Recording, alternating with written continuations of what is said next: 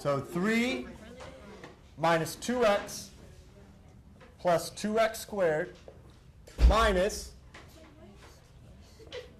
4x minus 5 plus 3x squared. So I should see all boards with this. Grab a whiteboard. Oh, I'll grab it. Okay. So if I look back at my notes, my key points, yes? Yeah.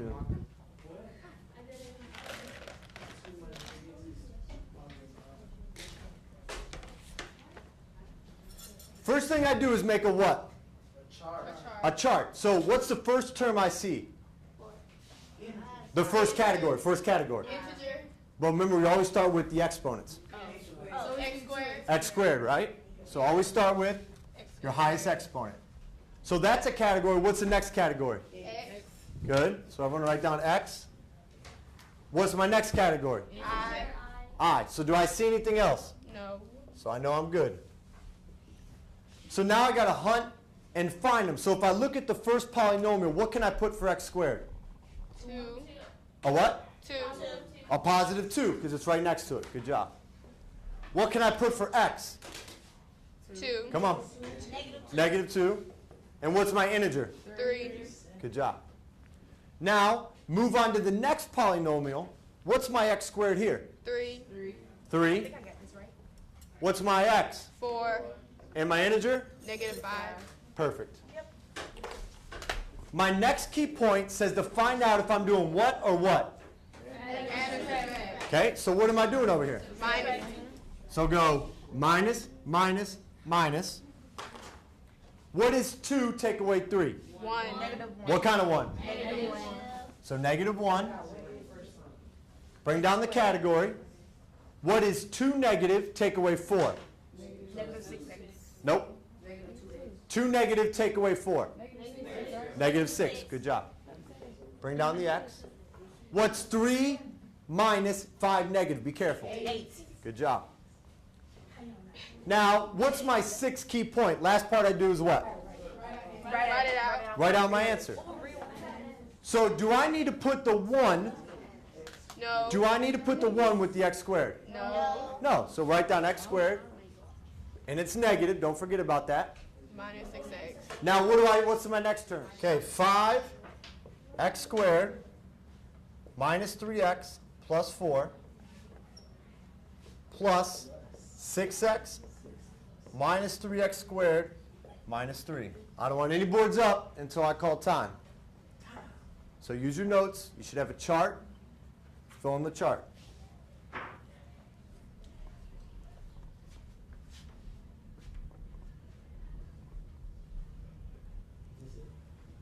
We'll see.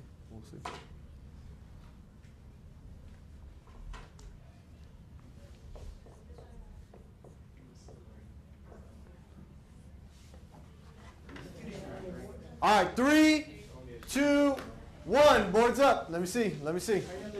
Good. Hold up. I got you. Good. I got you. We're going to go over it. Good. Okay, boards down. Who could raise your hand and just give me the first line? That's all I want is the first line. Malaysia, nice and loud. 5. Yep. Negative 3. And? 4. Perfect. Who could raise your hand and give me the second line? D'Anthony. Negative 3. Yep. 6. Yep. Negative 3. Perfect. Okay, as a class, adding or subtracting? Adding. Okay, so I'm going to put my little plus sign. Who can give me the final line of what happened? Wesley, nice and loud. 2x squared Good, and he put the category with it, and then? plus 3x Yep. plus 1. Everyone get that? Yeah. How many people got 2x squared plus 3x plus 1? Give yourselves a point. I use them, I'd say I use them almost every class. And they got a very good procedure. They know what to expect. And the thing is, with a class of 20, 24 kids, it's hard to reach every kid and see if they're getting the correct answer. But while they're working on a question, I could come around with my own expo marker, cross out, help out, put a hint on their board, move on to the next person. And also when they hold them up and you hear me say, all right guys, 3, 2, 1, hold them up, I could see immediately who's on track. And then that's why when I give the next question, I remember, hey, Eric didn't get that last question. He'll be the first person that I go check. And it's just a very visual check for understanding that I can see right away in class. Plus 16p Good. minus 10. Minus 10. So 4p cubed minus 3p squared plus 16p minus 10. How many people got that? How many people got that? All right, good job, guys. What I need you to do is hold up your boards. If you got at least 3 correct, I'm going to come give you a $G, and then we're going to start the stations. Boards up, boards up. Students can earn $G based on behavior in class, answering questions, and just doing extra things in the class to go beyond normal. And in my closet, I have chips, candy, mechanical pencils, gum, suckers, and I got a menu that shows all the different things that you can get a $G for. What I'm going to do is I'm going to give you 5 minutes at each station. There are 9 stations. You're going to move to the right when the timer goes off after 5 minutes. Each station has 3 problems that do adding and subtracting polynomials. Then there's another poster next to it for some of the stations. That is review problems for the end of course exam. So those are done by the alphabet. They start at A and go through N. So how many stations are there? 7, 9 stations. And how many problems A through what with review? A through N. Which way do you move? 7 to the right. After how many minutes? 5. All right. If you need help, you let me know. Yes. Stations is kind of changing up how to do problems. So instead of saying, go to page 50, do 1 through 20. And I don't want to make more work on myself nonetheless, so I literally just take the problems out of the book, kind of scaffold them for a station, and they get to move with a buddy or a couple buddies to different stations, so they're up and moving, a little more engaged. I can kind of help them out. Instead of helping one person at a time, I have a potential to help 2 or 3 as I go through each station. And it allows me to kind of have more energy, kind of move around. Give me 1 second, I got you. What number are we on? Oh, never mind. Okay, well, let's do number 1 together. So what are my terms? Read them out to me. X squared, X, and integer. Wait, x squared, x, and then what? Integer. Okay. So if I look at my first one, how many x squares I got? 3. 3. Good. How many x's? 2. 2. Now, do you see an integer there? So what should I put here? 0. Good. Now let's move on to the second one. What's my x squared? 8. What kind of 8? Negative 8. Good. Okay. What about my x? 0. Okay. Why'd you put 0? Because there is no X. Yeah. So if you don't see an x, you know it's gonna be 0. What's my integer? 7. Good. Okay. Now I gotta ask myself, am I gonna add or subtract? Subtract. Subtract, right? So write all your minuses aside.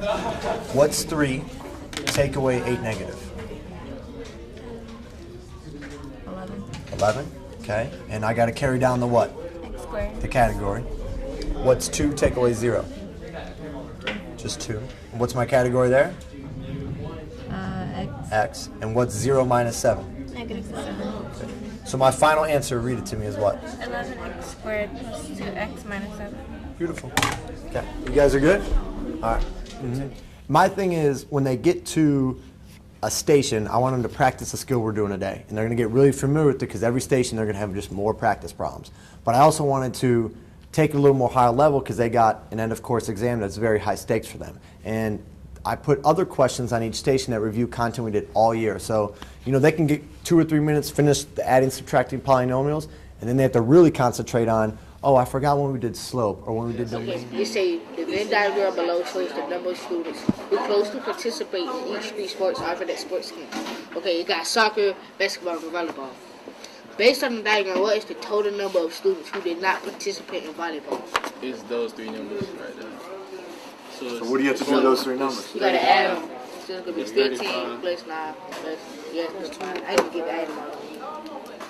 You did a very good job today. You had a good review. When you come back on Wednesday, homework's due Wednesday, and you'll have your end of course exam. So this is your exit ticket. As you guys know, it's basically a little quiz on what we learned today. It's 5 questions. 4 deal with adding and subtracting polynomials. The last one, as always, is what'd you learn today? There's no one talking. Work on this by yourself till we're all finished. Exit slips, they get in the habit. I have it every single day since I did it in August. And basically, I usually do 4 questions. In the 5th one, I ask them, what did you learn today? So kind of restate, what did you learn? How did you learn it? Do you still have any questions?